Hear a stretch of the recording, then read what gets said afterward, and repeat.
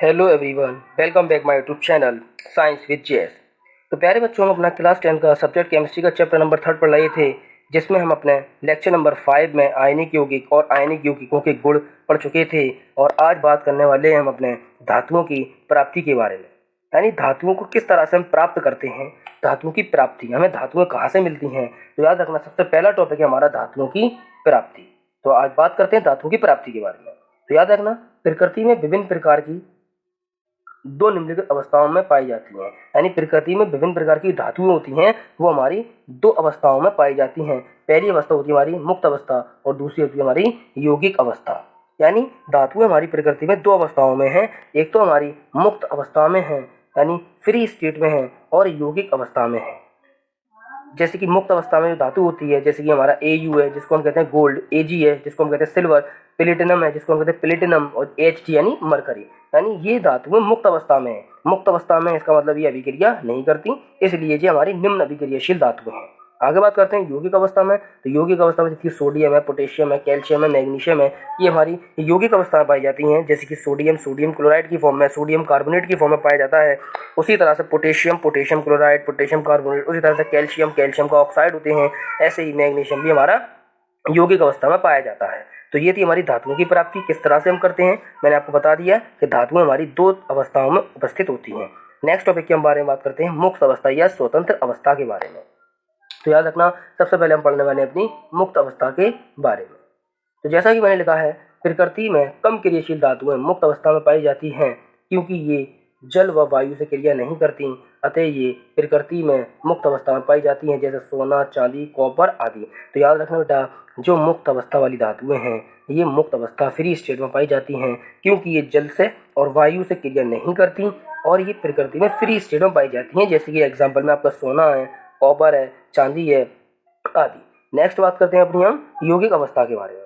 तो यौगिक अवस्था में पाए जाने वाली धातुएं, यानी जो यौगिकों के रूप में पाई जाती हैं, तो इसमें हम बात करते हैं इसकी परिभाषा की। तो अधिकांश धातुएं सक्रिय होने के कारण संयुक्त अवस्था में या यौगिक अवस्था में पाई जाती हैं, क्योंकि ये बहुत ज़्यादा सक्रिय होती हैं और ये यौगिक का निर्माण कर देती हैं, जैसे सोडियम, पोटेशियम, कैल्शियम, लोहा आदि। तो ये थी हमारी धातुएं जो दो अवस्था में पाई जाती हैं। तो याद रखना, धातुएं हमारी दो अवस्था में पाई जाती हैं, जिसमें पहली अवस्था थी हमारी मुक्त अवस्था और दूसरी थी हमारी यौगिक अवस्था।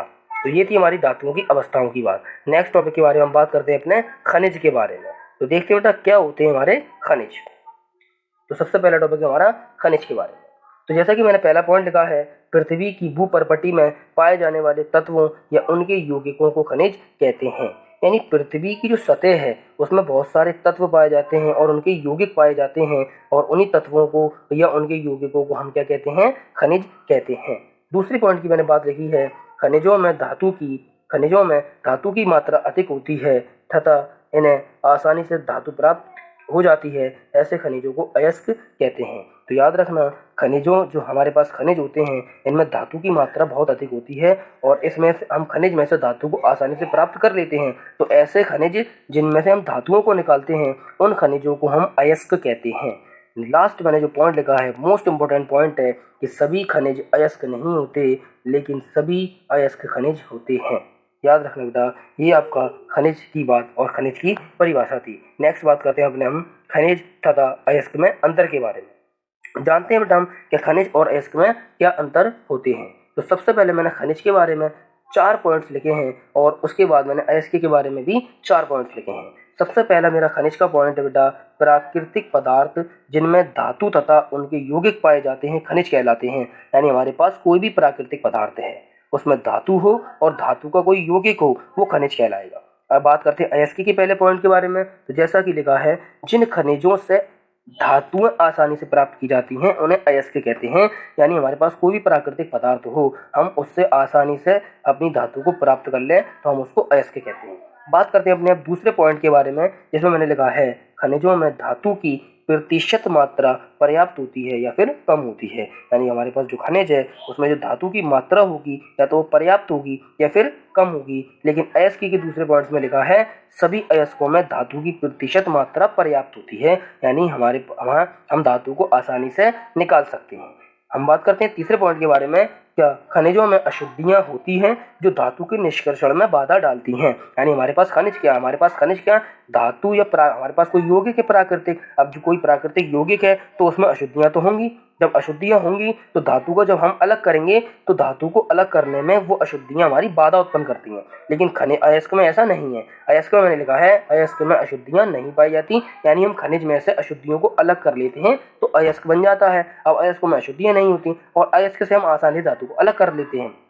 फोर्थ पॉइंट मैंने लिखा है बेटा कि सभी खनिज अयस्क नहीं होते, यानी हमारे पास जितने भी खनिज हैं वो अयस्क नहीं होते, क्योंकि प्राकृतिक पदार्थ हैं। प्राकृतिक पदार्थ में धातु हो भी सकती है या फिर नहीं भी हो सकती, इसलिए सभी खनिज अयस्क नहीं हो सकते। लेकिन बात आती है अयस्क की, तो याद रखना सभी अयस्क खनिज होते हैं।